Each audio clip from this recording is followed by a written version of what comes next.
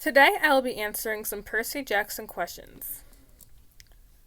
These questions are going to come from the 30-day Percy Jackson challenge. This was made a while ago and was a trend, so I thought why not make a slideshow about it for all the days and answer them. So you can learn more about me and what I feel about the Percy Jackson universe. Question 1. Camp Half-Blood or Camp Jupiter? My home will forever be Camp Half-Blood. It holds a special place in my heart. Rereading the books, it just makes me smile when we're at camp, but when also the characters are out in the world, it makes me smile. But at camp, that camp just holds a special place in my heart, and I would really want to go there. It's my favorite fictional home, one of my favorite fictional homes, and I would just love to go there if it was real. Favorite demigod? Now, there are many demigods, so it was hard to pick a favorite, but Annabeth has got to be way high up on that list, along with Percy, Nico, Leo. I can just connect to her. I connect to the way she thinks. I'm nowhere near as smart in math and architecture like she is. But I just connect to her, and she just holds a special place in my heart, and forever will. And I love cosplaying her. Question 3. Least favorite demigod. So I'll probably get hate for this one because it's not Jason and it's not Piper. It is Frank Zing. And the reason is that Frank is a sweetheart. He is super nice. He's a sweetheart. He has cool shape-shifting abilities. And but it's not, his character just felt so bland to me. And I didn't like when it was his point of view in the chapters. I was dreading it. I couldn't connect to him. And Jason is a little bit up there, but he's my second least favorite. I just kind of like him because he is a friend to Nico, and Nico deserves to be happy. Yeah, but for some reason I couldn't connect to Frank. Maybe if I reread it, I'll like him better this time. But for right now, I just don't really like him. Question 4 is favorite camp event. So since I'm from Camp Half-Blood, since I want to be from Camp Half-Blood, I had to do an event from Camp Half-Blood, and that is Capture the Flag. I think it would be really cool to do Capture the Flag with weapons, and it just sounds so fun, and I really would like to do it. It's just awesome. Next is my favorite weapon, and this series has made my love for weapons, swords, grow. The Hunger Games series made my love for bow and arrows grow. So my favorite weapon from this series is Riptide. Riptide, I just love the idea of a pen turning into a sword. And if Percy didn't have Riptide, I don't know, it would just not be the same. My favorite major Greek god is Apollo. He is hysterical. I'm currently on the second book of Trials of Apollo, and him being turned mortal, it's just hysterical. The bus scene, and even if you read the original myths, it's dude, he did so many crazy things, and he just makes me laugh, especially in the Percy Jackson universe. My least favorite major Greek god is Ares, the god of war. Because I don't like him in the series, because Luke was like, yeah, we're gonna steal the Master Bolt, and then it can start a war, and he wanted the war. Really, dude? Why do you want the war? I get you're the god of war, but if there's no need for a war, why try and start one? And he was just a big bully to Percy. He's mean to his own daughter, Clarice, telling her that she's not good enough sometimes. Like, Clarice does not deserve that. So I just don't like him. Question 8. Who's your godly parent? So my godly parent would be Athena. I love to read and write. I'm smart. I get good grades in school. It depends on the subject though. Like, I'm not good at math. And sometimes science confuses me, but the rest I'm good at. And I think that's why I connect with Annabeth because, oh yeah, I also hate spiders. So I think that's another reason why I connect with Annabeth is because I would have the same godly parent as her. Next question is favorite monster. Now, this goes way back before I got into Percy Jackson. I always liked Medusa, and I think this started when I first started watching Monster High in third or fourth grade because Deuce Gorgon ended up being one of my favorite characters, and then that made me learn about his mom, Medusa, and I think that's what got me into liking her so much. And she's not evil like everyone says. They just let her be in that cave. She wouldn't be doing anything to anyone. Don't go and try to chop off the lady's head. She's just done with. Athena saved her from Poseidon. So, but yeah, she's always been my favorite monster. And then the Percy Jackson series, that's one of my favorite chapters. And the Lightning Thief. Next is my favorite minor Greek god.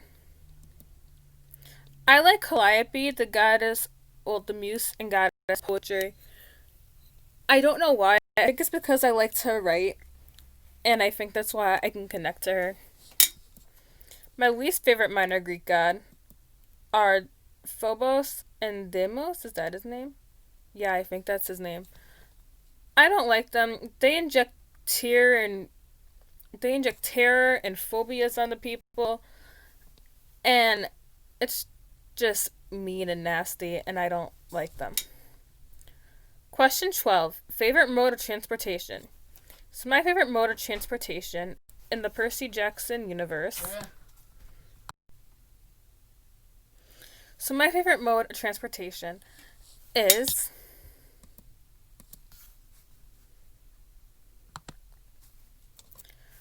Pegasus flying. I feel like it would be really cool to ride on a flying horse. Pegasi have always been one of my favorite types of mythical horses, along with hippocampi. It would just be nice to fly and glide through the air on them. Question 13. Favorite prophecy. My favorite prophecy is the one from the first book. You shall go west and face the god who has turned.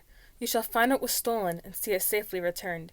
You shall be betrayed by the one who calls you friend, and you shall fail to save what matters most in the end. I think I like this prophecy, number one, because it's nostalgic, because obviously this was the first Percy Jackson book I read. And another reason is, I think because the line, you shall be betrayed by the one who calls you a friend, that really surprised me. So I read this book for school in 6th grade, and then I kind of got out of the series, but then I went back into it. But in 6th grade when we read it, I got connected to Annabeth and Grover and Percy, and I was like, if Annabeth and Grover betray Percy, I'm going to be so mad at this book and hate it. So I was surprised when Luke was the one who ended up betraying him because I did not expect it because I just didn't see the signs. So that I think is my favorite prophecy. Question 14. Favorite location from a quest? My favorite location is the Lotus Hotel and Casino. Now, if you Google Lotus Hotel and Casino, there's a real casino hotel named this in California. I think in Vegas, or is that in Nevada? It's in one of those states. But there's a real place named this. So I want to go there and see what happens. But I feel like I would be the type of person that would end up staying there and not being able to get out because just the way Rick describes it in the book, it sounds so enticing and you could just spend a nice life in there. But It's one of my favorite places. Favorite mythological figure, the type of mythological figure. I personally like satyrs. I think that the satyrs are fun creatures in the myths. They just like to party and dance and sing. They just like to have a good time, and they're very chill creatures. And then the Rick Riordan books, they have a duty to protect the half-bloods and to find them. My favorite mythological figure in the visual is Grover Underwood, who's a satyr. Grover is such an underrated character because people, like, once Jason's in the pitch, people forget that Percy and Grover have had this friendship since before Percy knew he was a demigod. So Grover will always be Percy's best friend, besides Annabeth, who is his girlfriend and best friend. And they're both his best friend. Grover is such a sweetie. He gets into trouble sometimes. Percy saves him, he saves Percy. Grover's just an awesome character. Next is the most memorable moment from Percy Jackson and the Olympians, which is what PJO stands for. The most memorable moment for me is the Hoover Dam scene, the Dam snack bar. This is such an iconic scene. The play on words and everything. Oh my gosh, I just love it. Like, the damn snack bar. I could use some damn french fries. I want to buy a damn t-shirt. I love it, and it makes me want to go to the Hoover Dam and get one of those shirts that says, "This is my damn shirt." The most emotional moment in Percy Jackson and the Olympians for me is when Zoe dies. Zoe dying. Zoe dying. It's so emotional. I can see the stars again, my lady. That line makes me want to cry. I liked Zoe. I wish she would have lived longer. What would nectar and ambrosia taste like to you? It would taste like the Shamrock Shake from McDonald's. This is really random, but I'm obsessed with the Shamrock Shake. I wait every year for it to come out. I wish they had it year round. And it just is so magical to me that I feel like that's what nectar and ambrosia would taste like for me. Question 20. Favorite special ability? Percy's water powers are my favorite special ability.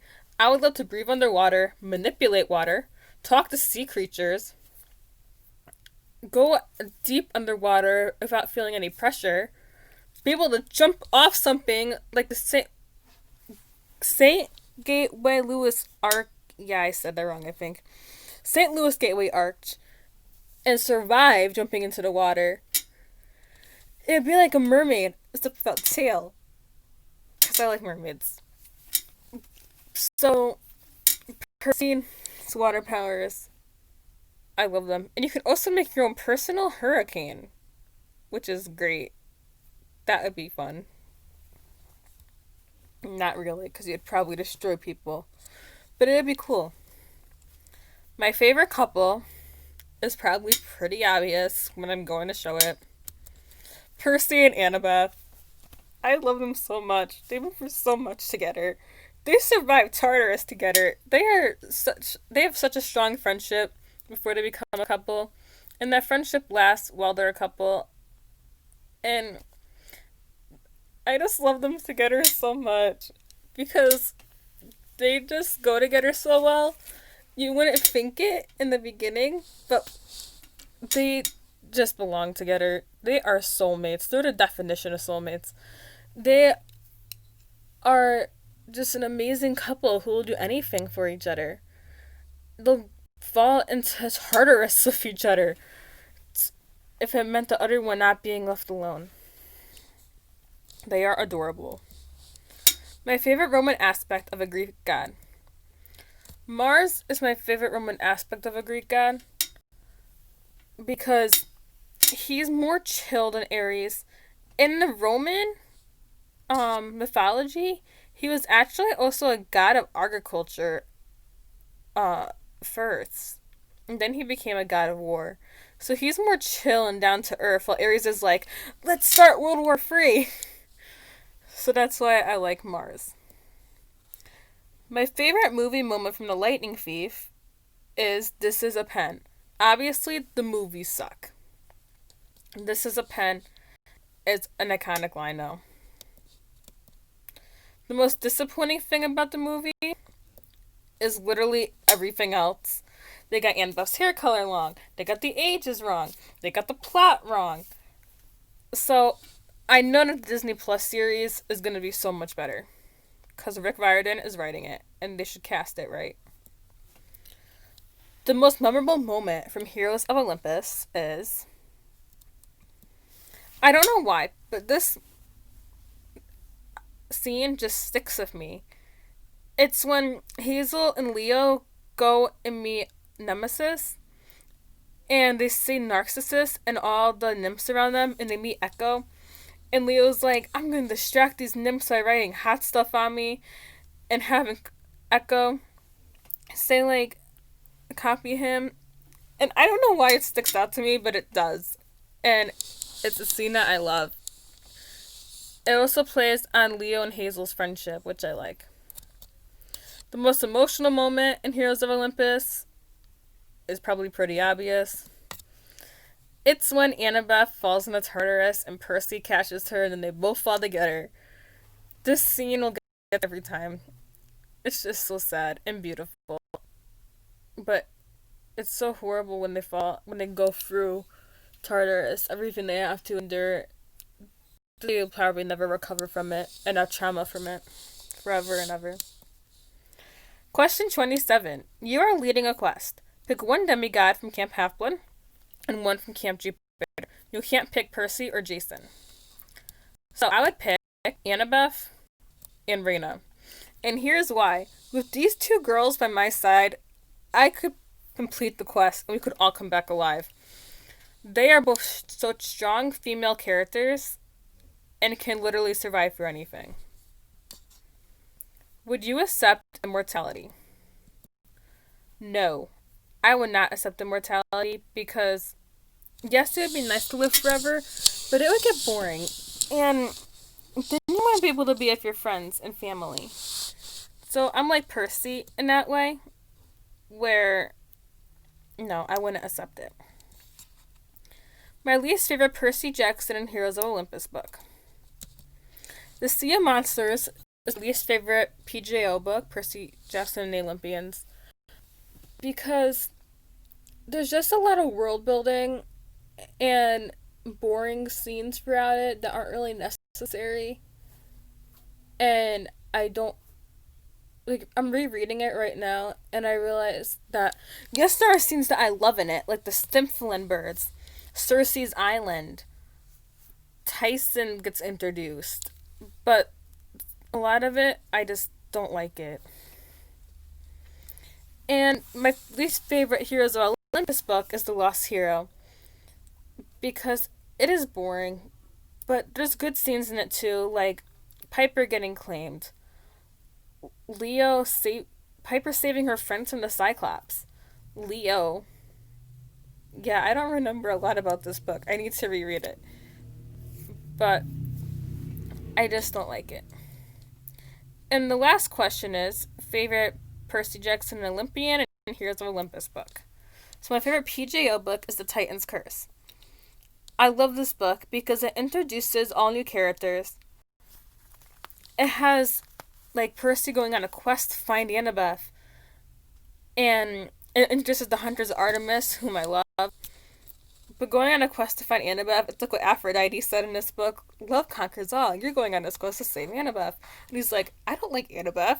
And Aphrodite is like, sure you don't. And it has the Hoover Dam scene. I just love it. Except Zoe and Bianca die. So that's not fun. And then Yuko runs away. That's sad. But anyways, my favorite HO book is The Mark of Athena.